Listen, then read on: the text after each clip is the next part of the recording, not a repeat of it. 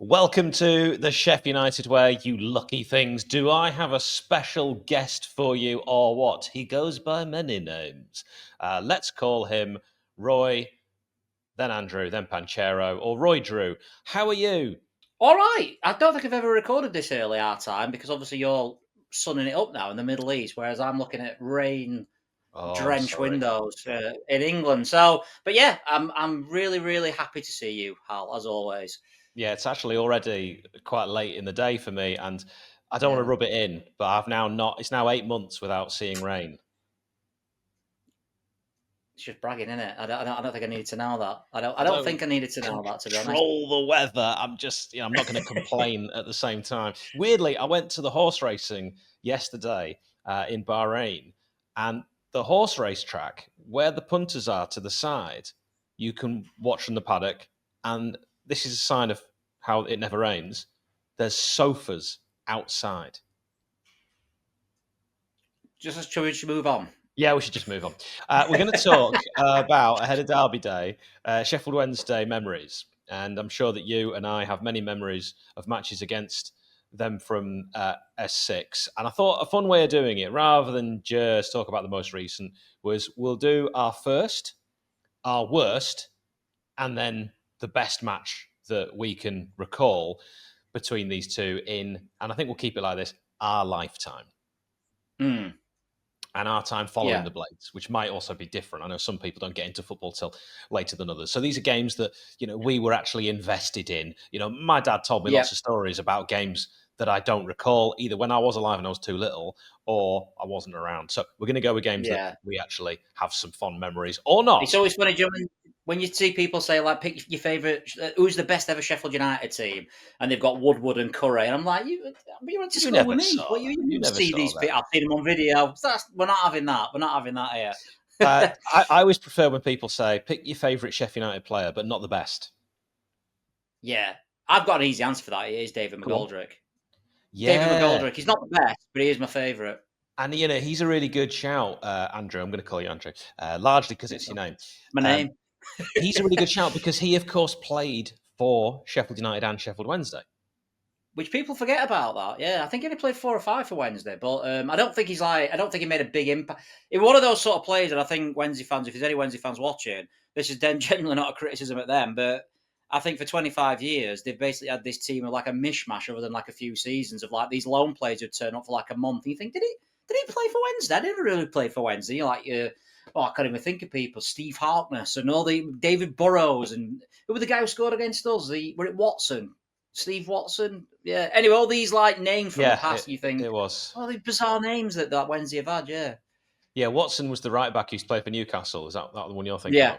Yeah. Yeah, that's right, yeah. Really frustratingly, he was my best mate Paul's a Newcastle fan, and his favourite player was Watson. And I actually organised years ago, when he was still at Newcastle, Watson, a meet and greet.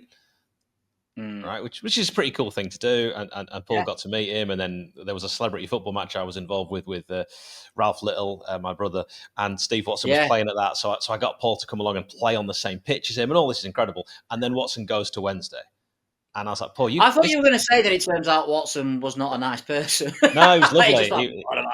He was really great. But I said to Paul, this is the end of our friendship, right? Your favourite player cannot play for the Pigs. I'm not having it. But what I am having is your first game. I'll tell you what, you can go first. And it's the first one for me. I don't know about you're doing it the same as me. I'm picking the first one that I went to. Yeah, that's fine by me. The first one that I went to is the first one I remember. So because obviously we went, what would it have been? 12 years, 13 years without playing Wednesday? I think it was. The last one was, I believe, I've got no notes here, so, correct me if I'm wrong, and anyone who's listening to the Who Remembers podcast might say that I'm not the best rememberer. But 1979, I believe, or 1979 to 80, I think, the last time we played each other in the 3rd division. And then we didn't play each other again, mainly because Wednesday were really good in the 80s and United were appalling in the 80s. And then we missed each other again because Wednesday went down the same year as United went up in that famous Blades Glory, Owls down, green and headline. So the first one would have been 1991, which was Sheffield United 2, Sheffield Wednesday 0. I didn't realise how big this game was. I was on, what will it have been? Quick math. I'll have been 9 years old. I didn't know how big this game was. I knew it was something big because it were the two Sheffield teams and I went to school with a couple of people who didn't support the same team as me, and obviously support Sheffield Wednesday. When I left this game, I knew how big this derby was. That's how it was a massive. I think all those sort of early games that I went to, because this was my second real season of following football, they all sort of really weird memories where you can't really, you remember certain things, but not really. I can pretty much remember everything about this game. I was so invested in it. And I remember being with my dad, and he was so nervous watching it. And I was like, he's never normally like this, but it was that big of an event. And we won 2-0. The famous goal, probably, well, there's two really famous goals. There's Dane Whitehouse right in front of the cop in the first half, and then Brian Deane through Chris Wood's legs. And I don't think Chris Wood's ever recovered from that, to be honest. I mean, I think that sort of started his appalling England spell as well, where with the goalkeeper under Graham Taylor, and he made countless. And I'd like to think it was Brian Deane who started that by putting it through his legs, but let's say it was. That's a good memory and a good one to start with. Of course, if you're watching this on YouTube, in the comments, let us know your first, your worst, your best. Any other memories from that one before I share mine? Not real. There were fights all over the pitch. Yeah, I remember it being so heated, and on the pitch. This is not even talking about off it. I've watched the highlights back since, and there is literally about 4 fights, big fight, not necessarily punches, but pushing and shoving. You'd be getting bookings, there'd be sendings off in this game, and I know this is not what people class in the spirit of the game. I want that in a derby. If we're going into this one on Sunday, it's going to be an appalling game of football. They're in a terrible state. We're not much better. If we are better, we'll see. Let's at least have a fight. Let's have something to sort of rally behind. And that's what I love about this. This you could tell it were all those tensions piled up. And obviously we were the massive underdogs. That were the best Wednesday side in my lifetime anyway. I think it's probably the best Wednesday side of most Wednesday fans' lifetime. And to beat them 2-0 with this ragtag team of free transfers and we were bottom of the league and stuff. Incredible achievement. Yeah, couldn't agree more. Now, of course, I remember that game, but then picking the first one I went to, and I had a real early life handicap, which was that I wasn't brought up anywhere near Sheffield, and that was a real problem when, as a child, you aren't really in charge of your own destiny. You can't drive a car, and you have to do what your parents tell you. So I couldn't choose which games we went to, and for reasons we won't get into, but largely because they were worried about me. I wasn't allowed to go to football till I was a lot older than I'd have liked to have been, which is not something I've done, taking my nephews when they were far too young. And it was all fine, funnily enough, Mum, if you're watching, it was fine. So I could have gone. But actually, the first match I went to, a derby game, was a League Cup match, 1st of November, and it was the year 2000. Obviously, I'd been a Blade for a long time before that. But like you'd said, we went through large spells of not actually playing them. And of course, we hadn't been in the same league for a while. And then we had this League Cup game, and it was at Hillsborough. And my dad... I went to this, yeah. Well, you were probably in with the Blades fans.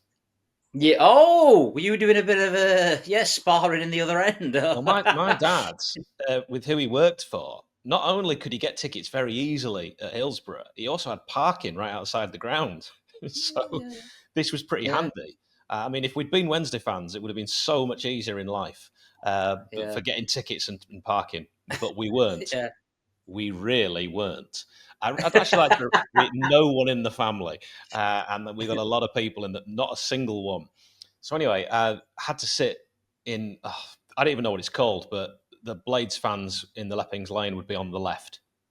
I'm not too clued up on that. I don't know the names of the ground, but anyway, I was on the side, and it was horrendous. It was absolutely horrendous. I wasn't that old, and I do remember crying when Wednesday scored, and I couldn't hold it. Yeah, I couldn't hold it. You were only 33. Yeah, I was 30.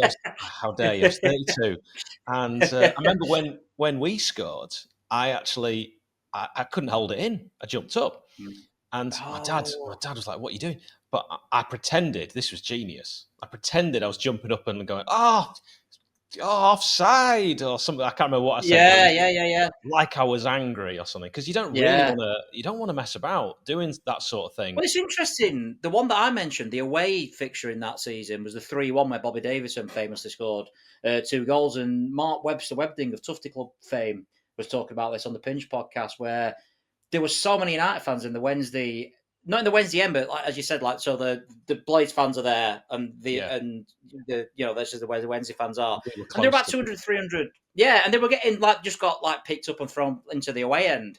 I think that was maybe the last sort of dying embers of that sort of happening. So you did well not to. What really scared me was there were other Blades around us, as you say, because we were as close as we could probably get to our fans, but we couldn't get tickets in. And there were punch-ups. There were people that, were outed, if you will, as Blades. I saw one guy get thrown down the stairs. I was only, I say I was young. I'm trying to work out whatever, 14 or something like that. So I didn't want that to happen to me. And I do remember that it was �奧𝗍𝗶𝗹𝗶 who scored first really early on in this League Cup game at Hillsborough. It's a massive crowd as well. I mean, you wouldn't get this many. Yeah, I think it was about 40,000 or something. I can't remember exactly how many, but a League Cup game, third round, nowadays, you wouldn't get this many, but it's been a long time. And that was, again, like you said, that was the first time we played them for a while, because at this point, United had been relegated. Wednesday had been in the Premier League. And although they came down that year, that was the first game, the League Cup third round, Absolutely. You've remembered it spot on. You've said everything I needed to say. I mean, they had some players that day. Like Alan Quinn was playing for them, Owen Morrison, Derek Geary, players that would go on to join United. Richie Humphreys, friend of this channel, a massive Blade. He was playing in that game for the Pigs. And for us, we equalised through Michael Brown, and that was just an incredible moment. But the really frustrating thing about this one, we were the better team, as we often were for many years after this, even games we lost. We were the best team, but �奧𝗍𝗶𝗶𝗹 won it in extra time. And the thing that was really annoying about that was not only did I have school the next day, so extra time was a massive problem, but I felt like we should have won the game over the 90, and to lose the first one. I remember my dad saying to me afterwards, "How are you?" I remember saying, "It's the worst day of my life." And it was at that point. And that's why I hate derbies. I'm not as weirdly this one coming up. I will be nervous at the time, but I'm more relaxed about this one, and I think it's because I am a bit disengaged with United at the moment. I've mentioned this to you privately, and I think United fans as a whole are feeling this. So I think we're on a massive come down from the Wilder era to the first Wilder 1.0 era. And I think we're on this sort of come down now where you're going back to reality. You're going back to, just being the Championship club. And hopefully it doesn't happen like that. But I think that's been chipping away. I've got this horrible feeling that this game coming up on Sunday, in the same way as we'll get on to the 4-2, were a bit of a turning point. Maybe this is a turning point. So I'm not as nervous. I've sort of come to terms with this Sunday. If the worst case scenario happens, I think I'll be able to handle it. But derby games are horrible on the whole when you lose a game. And with that being such a big one in the sense that you're right, League Cup third round, who cares? Yeah. It was because it was the first time we played them for ages, and that's why it was so full, and that's why it was such a big hype. And I don't know if you remember Marcus Bennett in the bar in the last minute of the game. He was right in front of me. And I still don't know how he missed that, to be honest. He was good for us as well. People will remember Marcus Bent as not a good footballer when he left. I think he went to Blackburn afterwards. I'm not quite sure. But that's right. He was really, really decent striker for us. And that was a really frustrating day.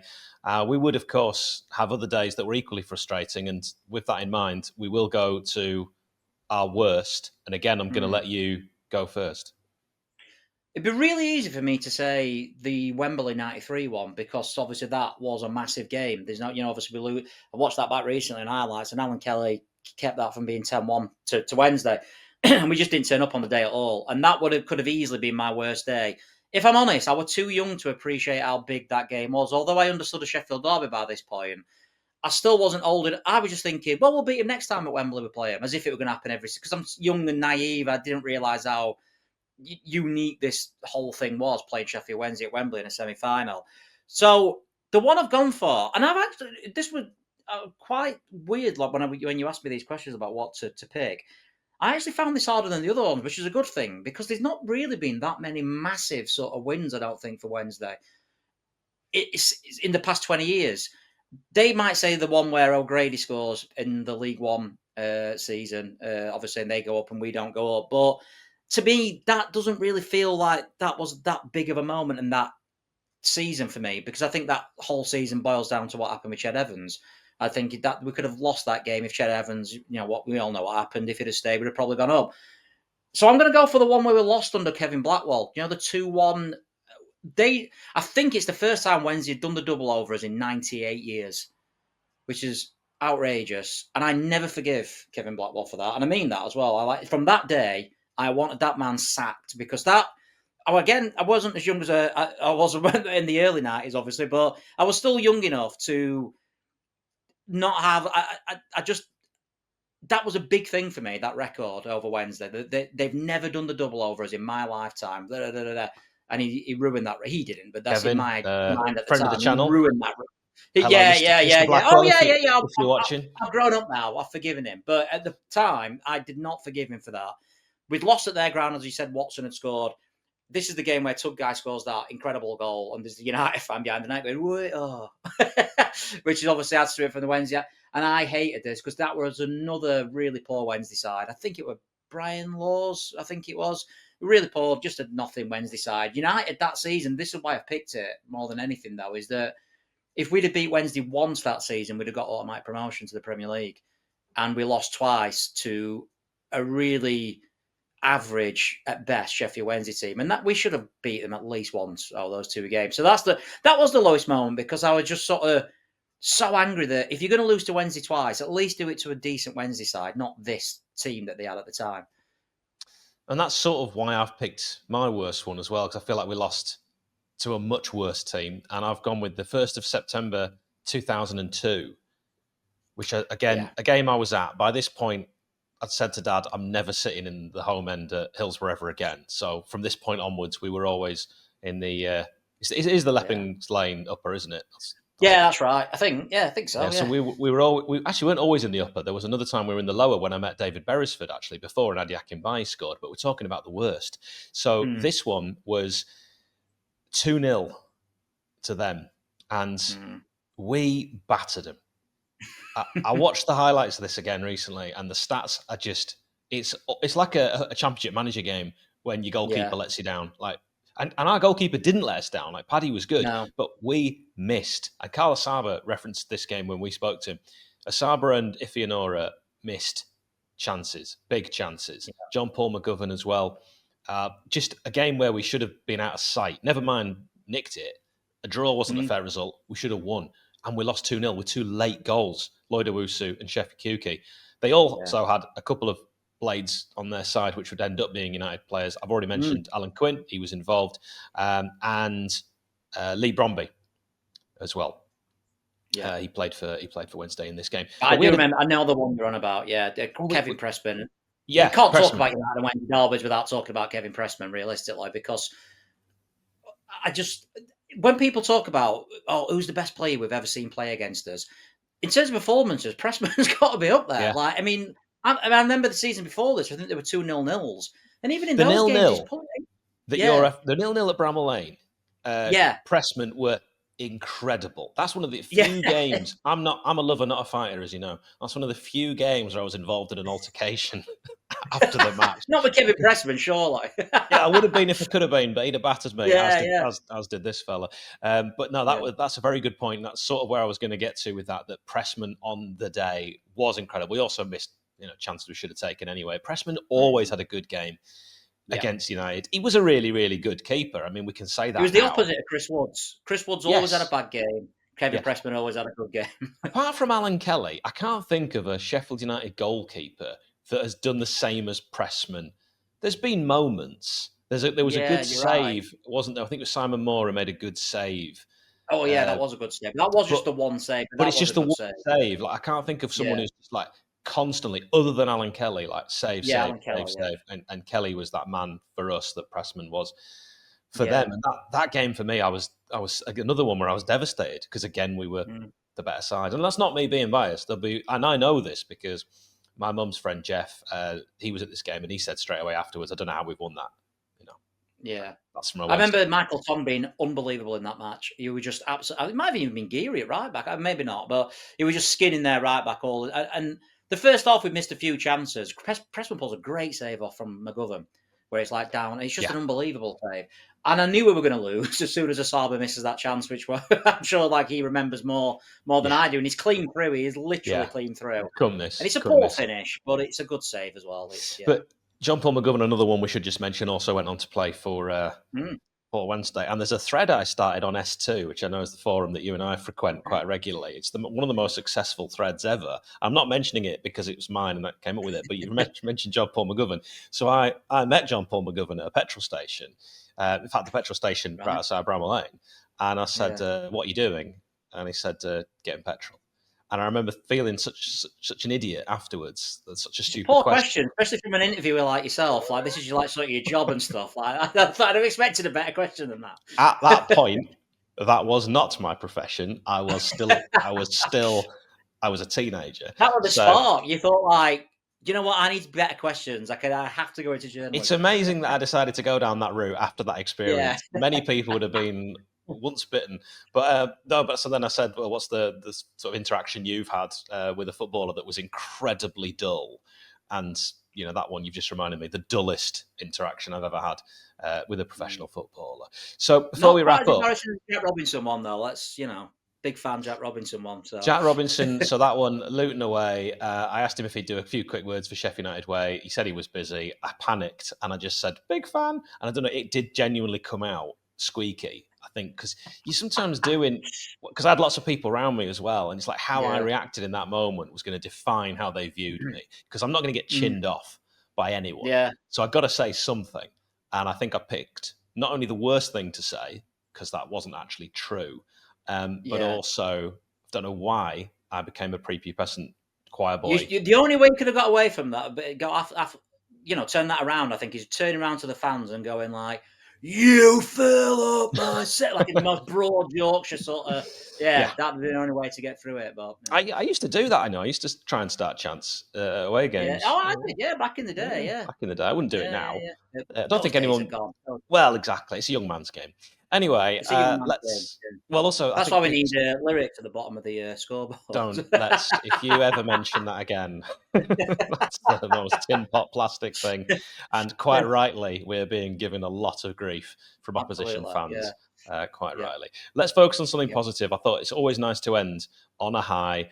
Your best Derby Day memory, and I've let you go first twice, and I'm such a gentleman. I'll let you go first thrice. I was hoping you were going to go first because there's two. I think the 4-2, the bouncing day one, is the one that everyone will pick. And I think Wednesday fans may say, and I have seen a couple of them say, well, it didn't mean anything. You only finished 10th, we finished 17th, 16th, or whatever it was. It did.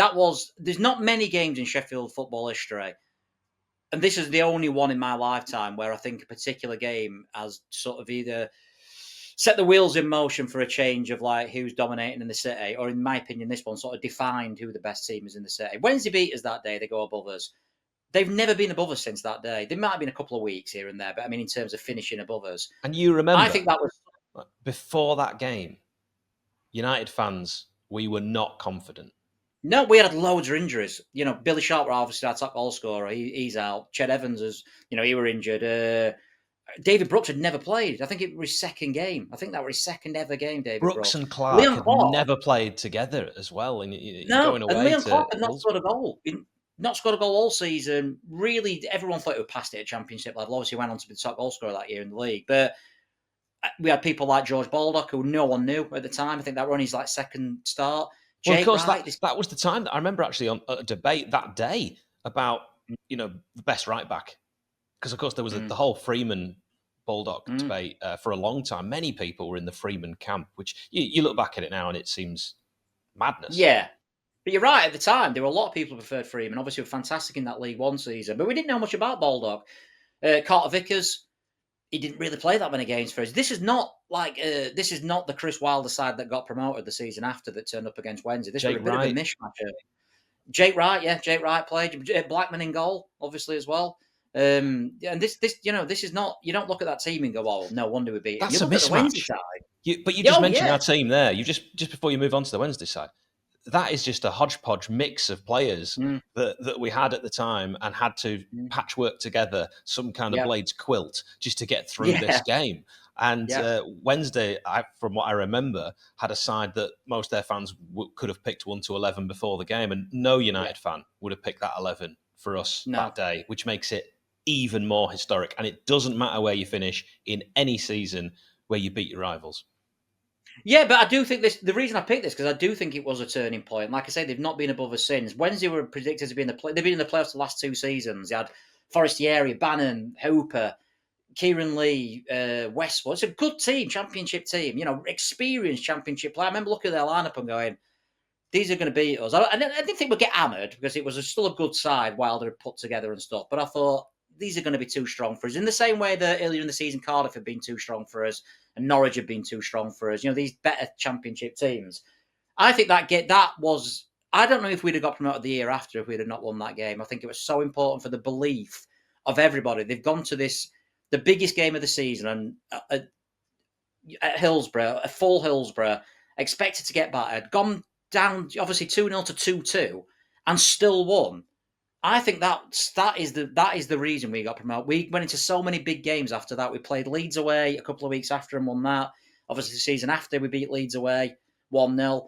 I don't think we got Villa obviously 4-1 at home the season after. I don't think we had the belief before this game that we could go and beat these big teams. And Wednesday were a big team at this point. They were expected to be in the playoffs. And we did. I don't think Wednesday ever recovered from that. They just went on this downward spiral, and United went on this incredible rise. For the couple of seasons after. Before my time, I think the only one that you can compare that to in terms of that turning point coming in one game is the Boxing Day massacre. The only one that I've told, even though I'm bald, I'm not old enough to remember it. Yeah, but yeah, that was like I think United were above Wednesday and Wednesday won, and then United never got above Wednesday again for like 10 years. I mean, we're looking at now at 8 years, something like that Wednesday not being above us. Absolutely wild. And as bad as we've been this season, you would, with the points deduction for Wednesday, you would expect us to finish above them, even if we go down. Hopefully, we don't, obviously. But and then if they're in the division below and we're in the one above, that's another. It's going to be a decade that's they've not got above us since Incredible. That game. And I think like you, when we grew up, because I think we're roughly the same age, Wednesday was so much better than United. Yeah. That at my school, I know your school was different, but because I didn't go to school in Sheffield, I was the only Sheffield United fan in my school. But there were Wednesday fans because Wednesday were a good side. So people naturally were like, oh, well, we're in Yorkshire, so I'll pick a decent Yorkshire side. You had Leeds. Yeah. Wednesday had York City. I mean, who are you going to pick? Wednesday were with the Leeds at several points, kind of the best team in Yorkshire. Well, that's complete. You would never, if you weren't from Sheffield and have a family history of Wednesday supporting, no one's randomly picking Wednesday. Well, maybe for some sort of bizarre reason, but when you're a Glory supporter. I think this is when everyone argues about the biggest club, and it's such a pointless debate because everybody's got their own criteria what makes a big club. You couldn't argue realistically at all that Wednesday were far bigger than United in the 90s. I think the last 25 years has definitely seen, I'll not spark the flames in the comments if Wednesday fans are watching and say we're bigger or anything, but I do think it's become a lot closer. It undoubtedly has. The fact that United have been in the Premier League alone, as we've seen the attendances when we were going, like in the, early noughties, we're talking 14, 15,000. We're getting 25, 26, 27 now, even in just bog standard championship seasons. I did prefer those days, though. I did. There's something about it. I did prefer those days. Yeah. I'm going to say that one of the reasons I really like supporting United, bizarrely, is that we were the underdog. Same. And I don't know if United are really I don't know if our fans are really comfortable in that position of power. We don't know what to do.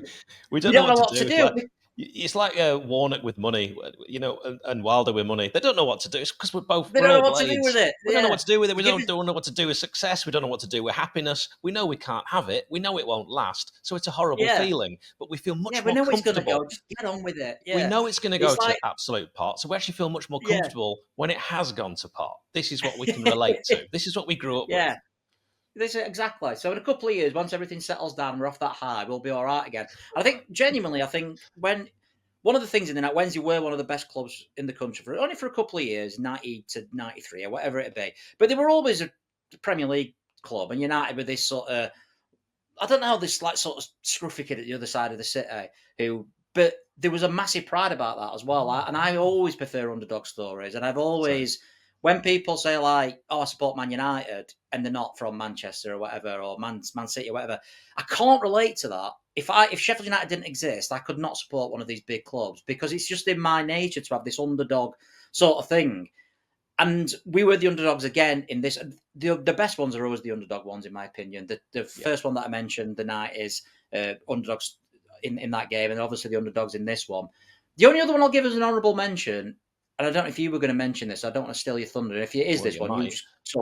you talk for me. If this is the one, but is the Warnock one the same season as the one you were talking about, the 2-0, where Michael Brown scores that incredible volley? That was a great one, actually. Wayne Allison scored as well. Yeah, Wayne Allison and 𝗏𝗏. Yeah, no, I've not. And it's another one where Pressman in the first half is pulling. Yeah. Honestly, I think that might be a better performance than the first game. To be honest, he's pulling some incredible saves off in this one.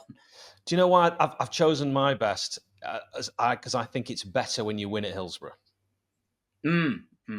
It means more because it's not expected, and you've beaten them on their own patch. You've gone to there. You've made so many people miserable. It's just fantastic. I've gone with Sheffield Wednesday 1, Sheffield United 2, 1st of April 2001. Again, massive attendance, like 39,000. A game where I went into this not quite sure what would happen, particularly after the game I mentioned before in the League Cup. We had a very similar side, as did they. But Laurent Ajafo, Carlos Saba, the heroes, Gerard Sibon pulling one back for them. A match in which, again, I thought we were absolutely fantastic. Not necessarily our strongest 11. Again, we had injuries. We brought in Darren Bullock kind of last minute, and he had a really good game. And I thought some of their players were stronger. Like Gilles de Bilder, 𝗏𝗏𝗏, Alan Quinn, Carlton Palmer, Des Walker was still playing. Lee Bromby, Kevin Pressman was still in goal. Sibon, who I've mentioned, Efan Ekoku, who'd done the damage before. I actually thought on paper they, on that occasion, may have had a better side, and it's at their place. But one of the things I remember about that game was not only was it a lovely day, I was with my dad, which always memories of my dad are very special because we didn't do every game together. Particularly when I got a little bit older, I kind of wanted to go with my mates, and I sometimes look back and I sometimes regret that. I mean, one thing I really regret is we got separate season tickets in different stands, my dad and I think that was a stupid thing to do, but it happens. I mean, 𝗏𝗏𝗏𝗏 club, he doesn't sit with Zach. They're in separate. Mind you, I won't sit next to 𝗏𝗏𝗏𝗏. From what I've gathered from his, I wouldn't sit next to Zach. Yeah, both true actually. Feel sorry for Kate anyway. Absolutely, she's the best of the lot. But at the end of the game, this had never happened to me before because again, I'm still a teenager. This man, I'd never met him. He was just next to me. Dad was the other side. This guy I'd never met. Grabs me by the face, which I'll be honest, I'm not a fan of. And I mean, I'm the world's biggest germaphobe as well. And he just plants a kiss on my lips.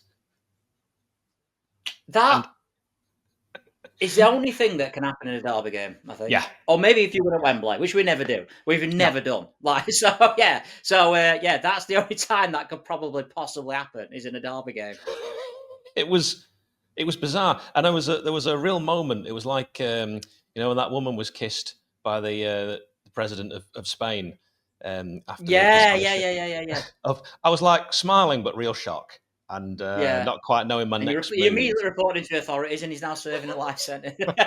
No, it was a fantastic euphoric feeling, and I think we all, just lost ourselves in that moment. It really was just incredible, and I loved it. And the celebrations went on. I said to Dad afterwards, I don't actually want Sheffield United to play again for like a year.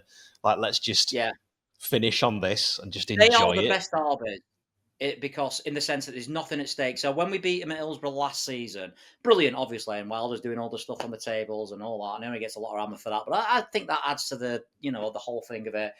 Because we were still in a promotion battle, it was very much like, this is brilliant, but focus. We've got Coventry next, and obviously people say that when we beat them last season that lost the focus. I don't believe that at all, because we had a best performance of the season the week after or wherever it was against Coventry. But we did. When that game, what you're talking about, both teams had nothing to play for. They were both lower mid-table. They were both rubbish, pretty like this one coming up, to be honest. Yeah.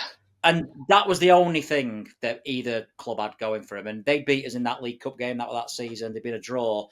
And then to beat them 2-1 at their ground, and I think they were slight favourites in that. We've been on a poor run of form. Unbelievable. I don't know if you've seen this game back. Me and Ben watched it for 𝗏𝗏𝗏𝗏. Yep. A couple of years ago with COVID, when everyone went mad at COVID and started doing weird things. We watched the entire match back, and it's one of the worst games of football you will ever see. It's atrocious. The pitch is appalling. It's awful. Terrible. And I bought this game on VHS from the club shop.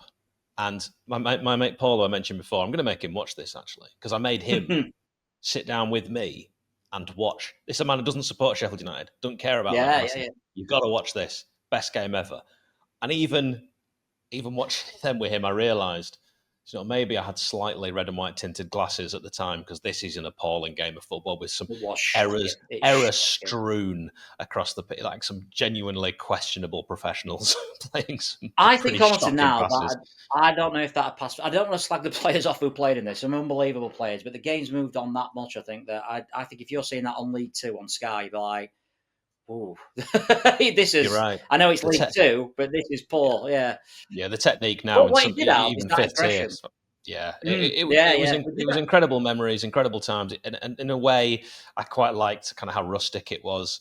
It felt easier to relate to, and absolutely, I loved it, and I loved football back then as well. It really was a different game. When you scored, you scored, and we weren't waiting around for several minutes to find out if John Lundstrom's toe was offside in a previous phase. All that nonsense. I mean, we've not lost to Wednesday, I don't believe, since the real explosion of social media. I think that's right. I know there were Facebook and stuff. I'm talking Twitter, where everyone just argues who doesn't even know each other. I don't think I'm going to... I mean, it's really easy to log off, which I will be doing, which I did after the Sunderland playoff final. But it's a different way now. We know how it feels to win with the age of social media, and you just basically taking the mickey, and you know what I mean? Which I think, by the way, I do think that should be part of it. Obviously, people go too far. I don't agree with this sort of, you're obsessed or you're obsessed. We're two bald men fighting over a comb, let's be honest. And I know when you support Sheffield United and Sheffield Wednesday, there's the same comebacks that come all the time. Stick it in the trophy cabinet or whatever, put it on the honours board. Honours board, that sort of stuff. Obsessed, you hear a lot of time. Obsession. And it's not that. We've only got one proper rival each. Yeah. And we are never going to win the Champions League. We're never going to win the Premier League. This is it. This is as good as it gets. That. We're never. I think Wednesday a bit excited at the moment. I always say like it's two bald people fighting over a comb, but one of them knows the bald, and the other one thinks their hair might grow back at some stage. That's a really good way of putting it, because I see them all putting the new stadium designs on, and you think, hang on, aren't you still in administration? I know you probably will get bought, and you'll probably get bought by someone better than we got bought by. Yeah. But this is football, and it's cyclical, and you might be better than us for maybe another 10, 20 years, but then we'll be better than you again. You'll be better than us. So we've got to take these little moments of joy, and absolutely, if they beat us, give me all the stick you want. Even though I wasn't playing, and I will absolutely take video saying, look at these idiots, you know what I mean? But I think why it's such a good rivalry as well is because, and I don't know if many Wednesday fans admit this, we are so similar. And you look at the league places, you look at the attendances, certainly now, everything's so similar. We've won one league. Liam, who remembers probably doesn't like me saying this, because I would say we've won one League Cup between us in 80 years, and he's like, well, no, they won it. Like, you can't just claim like that League Cup. It's like, that's what I'm doing. Like, between us and Man United, we've won 4 Champions League. No, but we're realistic. There's one League Cup that's come to this city in 80 years, or whatever it's been. We've got nothing. There's nothing much to shout about at all, other than beating each other. You have your promotions and stuff like that. I don't like this obsession thing. I don't like this sort of shutting down, slagging Wednesday off when they lose, or slagging United off when they lose and stuff like that. It's part of it. It's one of the best things of football is if we've got a rivalry where they hate us as much as we hate them, and there's no in between. We're not, you look at Leeds, they've got no real rivalry. They're obviously a massive club, Leeds, but they'll never know what it's like to win a derby game where I'm working with a Reading fan at the moment. I said to him, who's your rival? And he started listing all these teams. I'm like, no, none of them are your rivals. You don't get it. And football's just so rubbish now in so many ways, and become so sanitized and so forensic that if you take away the final joy, which is giving it to your rival, you've got literally nothing left. We absolutely have to maintain this moment, and I think we need to bring this back in this wonderful country of the United Kingdom, pettiness. Yeah. Absolutely. Yeah, we should do. Absolutely bring that back. Like, if you can't, it's football at the end of the day. And like you say, for every time, we've just named worst memories and best memories. I don't think Wednesday's beating us for when we're at 2012. They might beat us this weekend. I don't know. But you've got to take it. You've got to take it on the chin and just say, look, this is what happens. And this is part of it. And why it's so great about it, and this, like I say, Leeds fan won't understand this. Like I say, your Reading fans won't understand this, and all these other clubs.